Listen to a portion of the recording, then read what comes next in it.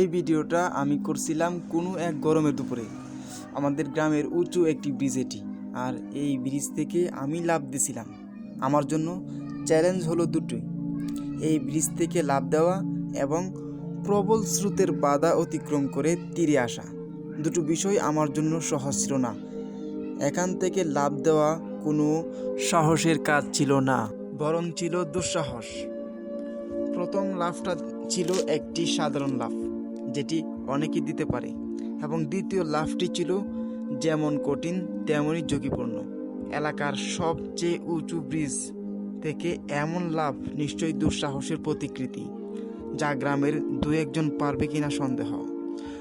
আপনারা হয়তো 2 মিনিটে ভিডিওটি দেখে ফেলেছেন, কিন্তু ভিডিওটি তৈরি করতে কত কষ্ট আর পরিশ্রম করতে হচ্ছে তার গল্প শুনতে হয়তো আপনার নিজ দিয়ে পানি বেরিয়ে যেতে পারে।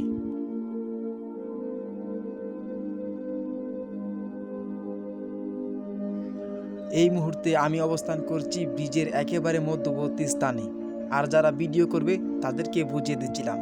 এরপর আমি প্রস্তুতি নিচ্ছিলাম, আর যখন আমি ব্রিজের রেলিংয়ের উপর দাঁড়ালাম তখন আমার মনে হচ্ছে জীবন মরণের সন্ধিক্ষণে দাঁড়িয়ে আছি। এখান থেকে পড়লে কি অবস্থা হবে। তারপর আমি আল্লাহর নাম নিয়ে দিলাম লাফ। বাইসে থাকলে পরে দেখা হবে। গেলাম, বিদায় বান্ধবীরা।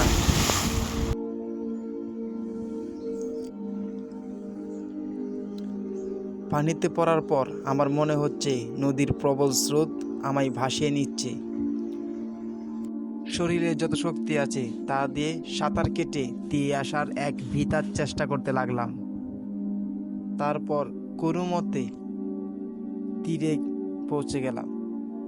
কতটা ক্লান্তি আর পরিশ্রম দেখাচ্ছে আমায়। তারপর দ্বিতীয় লাফ দেওয়ার জন্য চলে গেলাম আবারও ব্রিজের। এই লাফ একটু ঝুঁকিপূর্ণ, একটু ওদিক গেলে সোজা উপরে।